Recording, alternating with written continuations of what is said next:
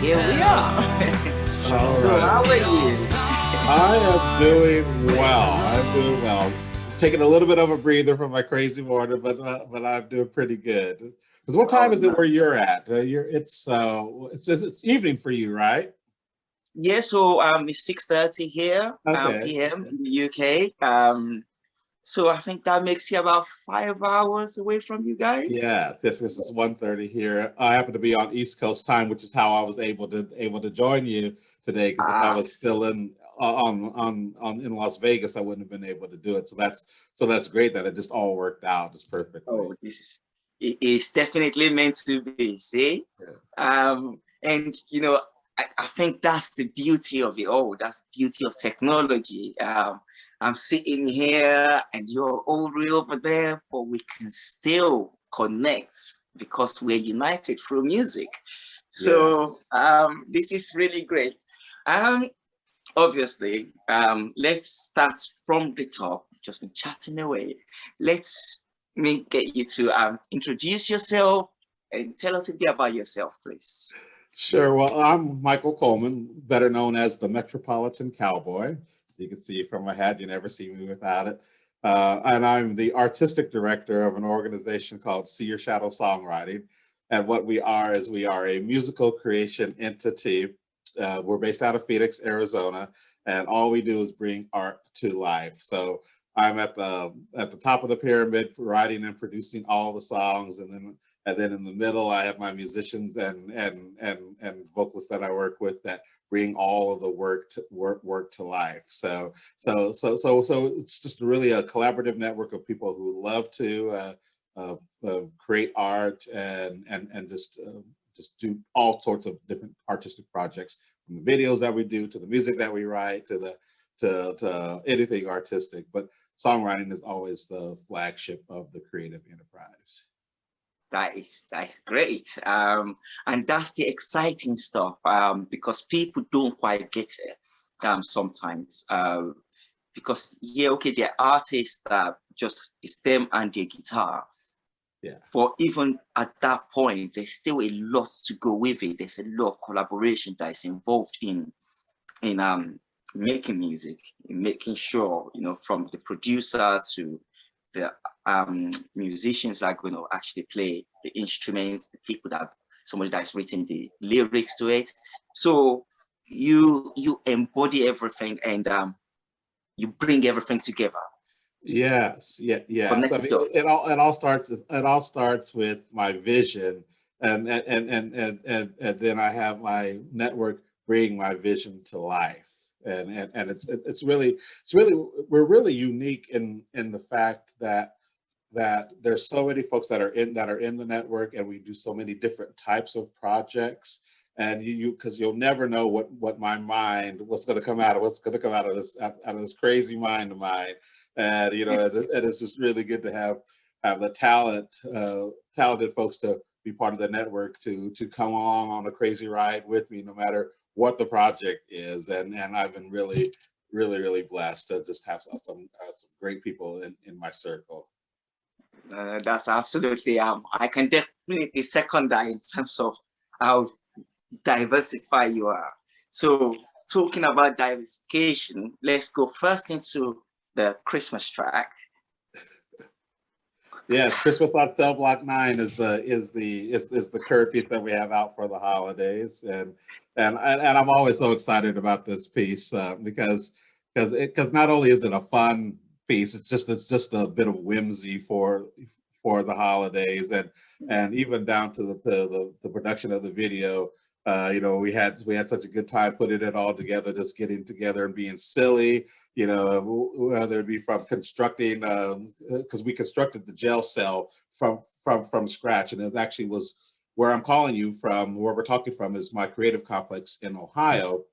It's Wow. called Brokeback Mansion, and so back, out in the back we have a sound stage. And so we actually constructed the jail cell that we use in the video from scratch, from the ground up. And so that was just it was just a good project, and so we just all got together and we were just being silly with it.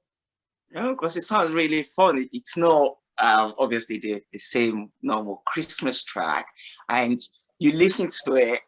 it's a story, and that's the beauty of it. That's the beauty of the art, the musical art, right? That you're listening to it, you're not watching. You don't necessarily even have to be watching sort of the video of it. Yes. For us, we're radio stations, so it's very the audio part of it, and just being able to sit there and you can actually envision everything as it's happening. That is really beautiful writing. My hat off to you. Oh, thank you. Yeah. You really can't tell a story. And the thing that we're going to do moving forward with this particular piece is my goal is to write a screenplay based on the story of the song and turn it actually into a Christmas movie. That's the goal that I want to do with the piece, and we're going to start laying pen to paper to that next year. That will be really exciting. Just before, obviously, I forget, where is this place? So when you write it and when you finally decide to publish it and all the rest of all these juicy bits, where is the top place to go to? What platform? You know what? Country and Western is always my favorite. But we're available on our flagship website is seeyourshadow.com, and then we're available on all the other mediums. And we have dance music, we have hard rock, we've got gospel in the network, we've got all the different mediums so that we encompass, and they're available on all the media outlets. But you can always see our work and hear our work at our flagship website, which is seeyourshadow.com. Shadow.com.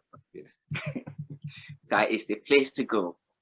We will be there. Because from there, I suppose you can just click on the Facebook link, click on all those links, and go and subscribe to all the juicy gossips.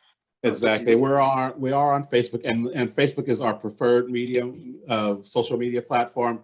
And when we launched the TV show that's in pre-production right now. We're in the planning stages of a television show, and then we're gonna do a launch of our Instagram, TikTok, and all the other social media platforms. But my preferred social media platform is Facebook right now. So you can see Your Shadow on the Facebook page, and I also encourage people to look Michael Coleman up, personally, and friend request, because I love interacting with new people and the fans, and I love having that personal connection with it. You can always tell you have the right one by the Metropolitan Cowboy hat. That's how you can always tell you've got the right one. That is it, because when I was searching, I'm like, okay, we've got to find the right person. Obviously, there's a lot of things that I look for, and when I saw the cowboy hat, I'm like, yep, that is it. That's the one, and going through, obviously we've talked about the Christmas track, then now onto the other track, which is actually my favorite, where it's it all starts with hello. We preach unity, and we preach being global, and it just seems it's that little thing, isn't it? Just that as you said, it really just all starts with hello, and bringing all those different languages in. Tell us the inspiration behind that track, please. Well, that is one of my favorites as well, because it is such a simple concept that I think we bypass so much, and I actually was writing that track when I was approached by a corporation to do something for their diversity and inclusion a campaign that they were doing, and I was like, okay, what am I going to do? Then I just started thinking, well, diversity and inclusion, it really does all start when we greet somebody. That sets the tone for everything to follow, is when we greet somebody, and when, no matter what language, no matter how, if it's the wave, if it's the hi, it just all starts there. That sets the entire tone, and that's how we open up the dialogue to engage with each other. When you see somebody on the street, that you say hello to them, and then that opens up the opportunity for a dialogue, and it's just such a simple concept, and I'm really so glad that piece was so well embraced. It was our 4th #1 on the iTunes country chart in South Africa, and it's been getting a lot of airplay all throughout Europe.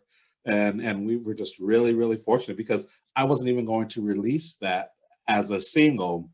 And then something came on my heart and said, that's the next record that needs to come out for us, for our summer of diversity and inclusion. And it's just sustained through the summer, the fall, and now into the winter. So I'm just really, really fortunate and really, really, really blessed that the public has embraced that track, because it is such a simple concept when it comes to unity and diversity. No, absolutely. It's simple, but carries that message. It doesn't cost nothing. It doesn't take nothing for you to be nice to somebody. And if you really don't know what to say, just say hello. It's Exactly that simple. So, exactly. I'm really, really glad that you decided to release it, and even more blessed that we get to hear it, and even more blessed, if that's a word, that we're getting to speak to you on this channel. It's such a pleasure having you. So you talk about this track, when you were writing this track. What are you actually doing when these tracks come up? Are you just sitting down? Are you traveling about? Or what is happening for you to be coming up with all these tracks? It really all depends. Now, inspiration could come from anywhere. Sometimes it comes from having a few drinks. So to be quite honest with you, sometimes you have a few drinks and then the pen keeps going. So I have plenty of thoughts scribbled on cocktail napkins. Sometimes I'll just be, sometimes something will just hit me, and then I'll start putting pen to paper. Like for our breakout record, I Will Tell Jesus You Said Hello, the one we won the International Music Award for a couple of months back. That song just came to me out of nowhere. I literally was just sitting down. I think I was in my dining room, and it just hit me. So I really never know how I'm going to be inspired or where. When I was tasked to write the theme song for the NGAA Softball World Series, I tapped that melody and wrote that on the dashboard of the car on a road trip. So you just never know where things come from. Wow, that is amazing. But so you're still a pen to paper artist, a dictaphone, or you carry your phone? And yeah, you know what? Yeah, I am pen to paper because I like to visually see how a piece will unfold, and a lot of people don't know this when it comes to writing. There is a mathematical formula to it for you to be able to do it correctly, and so it's better to be pen to paper, so that way okay, this is so many syllables, this meter is this, it has to have this kind of punctuation, has to have, there are a lot of nuances to it in order for you to be able to do it correctly, and I find for myself that it's easier to have it pen to paper, so I know, okay, I'm hitting all the metrics that I need to hit, because there is a formula to it, and a lot of people don't realize that it's that actually scientific. That absolutely makes so much sense, because it's like a stamp, isn't it? Where you're writing it, it's down off that number that you got. And leads me maybe into my next question as to what sort of artists do you listen to get your inspiration? I'm sure it's not just country, because you got a bit more. What? There are so many people that inspire and influence me. When I'm listening to music for pleasure, I tend to gravitate towards the older style music, what we call here in the States the old school music, from the 70s, 80s, and even the 60s. I really love Motown. I really love the Atlantic sound. and the Philadelphia International is one of the groups. At Philadelphia International, for those in your audience that may not know them, they're the groups like the OJs, Harold Melvin and the Blue Notes, the 3 Degrees, those types. They were produced by a duo called Gamble and Huff, and then of course the Motown sound, which was created by a songwriting trio called Holland Dozier Holland, and they're one of my big influences. And when I listen to stuff for pleasure, I like to listen to those types of things, and just hard rock is what I love to listen. I just love it all, to be quite honest with you. If it's good, I love it, and that's the beauty of the diversity of the Sea of Shadow catalog, because my tastes are so diverse. I'm able to create and have a catalog that is diverse, where some people get pigeonholed into one type of style, and then that's where they stay. And although we're focusing on country and western now, I'll never know what kind of genre that I'll do. It just depends on the project. It depends on how inspired. But I really just love the older stuff. Yeah, no, because they write a lot of good music back there. Now music is changed, especially what's in the charts. It's just a lot more electronic rather than things with real instruments and and you know what's missing, because I was just listening to the radio out and about, and they were doing the countdown for the Billboard charts, and when they got to the #1 song, and I thought to myself, I can't believe that is America's best offering right now. I just absolutely could not believe that. And now that we're talking about it, it just dawned on me right now, what's missing from some of the modern day music is the soul of it. I don't think that the artists and the record labels and everything else that is putting the manufactured, the formula stuff out, because generally it is people like this is what I tell folks. I said, you're going to like music that the record company tells you you're going to like, because that is how they condition you. That is how they market to you. And so whatever it is that they say you're going to like, you will like, because they're telling you to. And that's why independent artists are so important, because the independent artist is for the intelligent music listener, the one that can really get looking for something that's going to speak to them on a deeper level, and that's why we're so fortunate that folks are connecting and finding independent artists, because that is really what is missing, the soul, the stuff that makes you feel, the stuff that's going to stay with you, the stuff that's going to have an impact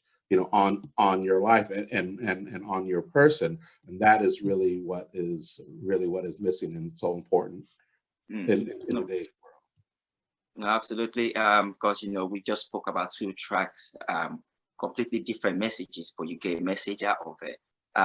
Whereas, as you said, if they want you to like it, you just have no choice, because it's just constantly, you turn on your engine, that's what you get. It's just constantly forced down. And I think that's what we're trying to bring apart, and go, these are the artists, these are over artists. Although a lot of people think that is it, that is music, that's where it ends.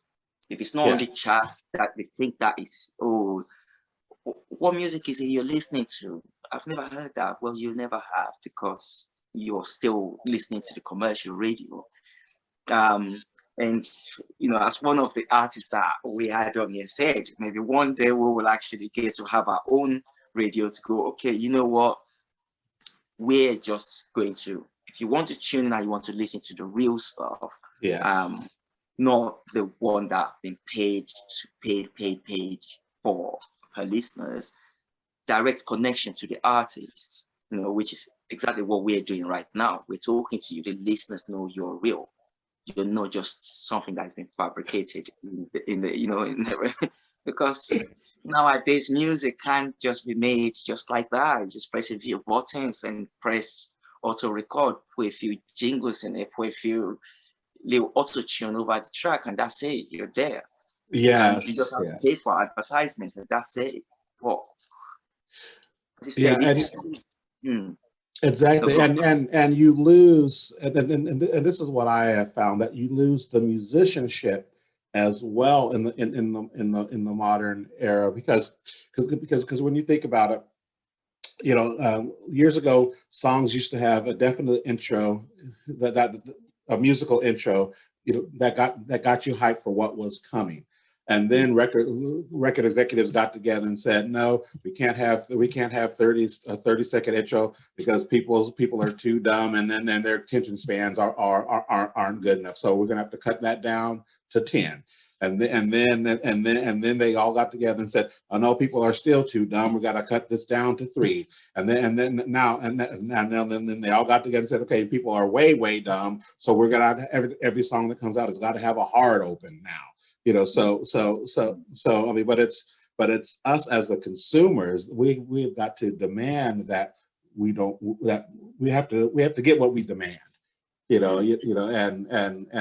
And we do our musicians a disservice by not allowing them to showcase their chops, because a record label says, okay, you have to have a hard open, or your open can be no longer than 3 seconds. Yeah, no, absolutely. But hopefully we'll cut through the noise and get great artists heard, across the world, because now technology is there. We have a bit more power. Yes. Rather than before, where the only way I'm ever going to hear you is if you play it on the radio. Yes. But now, over the internet, over social media, seeyouinyourShadows.com, we can get all of those we can get all of those jams as soon as they're coming out. We have access to it, and that's the beauty of technology. So if nothing is hasn't come too great out of 21st century, we definitely have that. Yeah. Let's digress a bit from music. So when you're not doing music, what do you do? Apart from, obviously, we know you go to the pub to go and unwind, but still that is to do more music. What do you do for fun? I love to travel. Matter of fact, I was just let me knock off what I was just in South Africa a few weeks ago, and before all the new variants and stuff, so I got out of the country just in time. But that was a trip that had been postponed for several times. But I love to travel. I love just to hang out by the pool at the Phoenix House, which we call the Oasis. And I love playing darts. That's one of the things that I really get into, and road trips with the radio up, and I love doing that. So I've got a few things that I try to do for fun, but it all wraps around, seems to all circle back to have some sort of artistic tie, because I can be doing something and then get inspired to write something, or interact with somebody that I meet in a foreign country, or on my travels, and then they inspire me to do something. So it all comes back to the arts, but those are some of the things that I like to do for fun. No, absolutely, that's fun, really. As you said, it all revolves back around to music. I suppose it's not just it's not just a profession, it's a hobby, it's everything. So whether you're making it or you're listening to it, if you're making it, then you're in that vicious cycle, because you need to listen to what you've made, you need to listen to what other people have made, then you need to start remaking yours, and it's a lot of fun. But let's divert away again. Let's talk a little bit about Christmas. What is your earliest memory, or like your most fond memory of Christmas? Oh, that's a tough one, and that's a really deep question, to be quite honest with you, because because when I was growing up, I really didn't have too many fond memories of Christmas.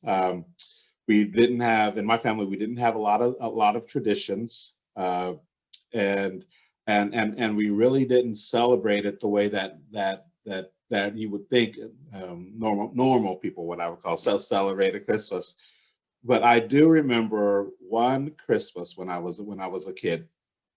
I got this set of toys. They were called Shogun Warriors, and that's dating me. But they were Transformers before Transformers were Transformers. All right, so that was the go-to toy for that year, and I just absolutely had to have them, and I thought that I wasn't going to get them, so I was all mad. And then they actually were underneath the trees. So that year, so that probably was what was the best Christmas I ever had, because the year that I got the Shogun Warriors, and I just love those things, and they were just like I said, it was just a lot of fun.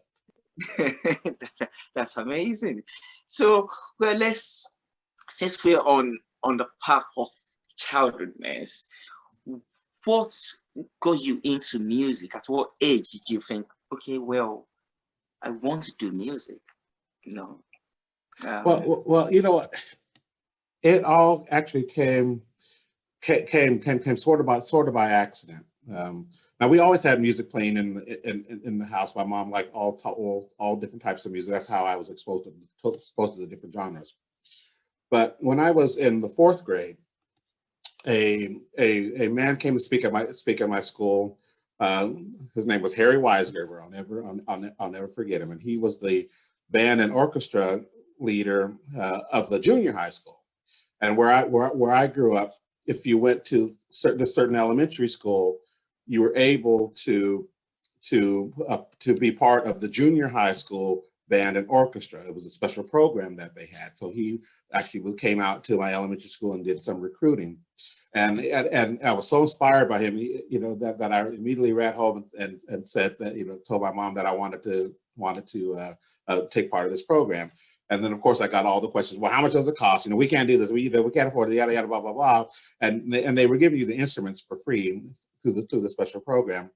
And while she was giving me the 3rd degree about the program, I just said, well, I can play the violin. And it just, I don't know, don't ask me how. That was just the first thing that came to my mind.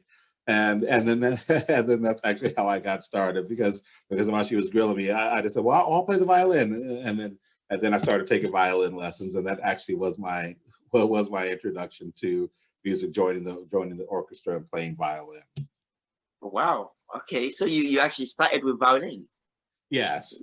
And then when after I started playing the violin, stupid me, Mr. Weisgerber asked for a volunteer for a Christmas concert that the band was doing, and I raised my hand. Don't ask me why I raised my hand, because so he didn't say what the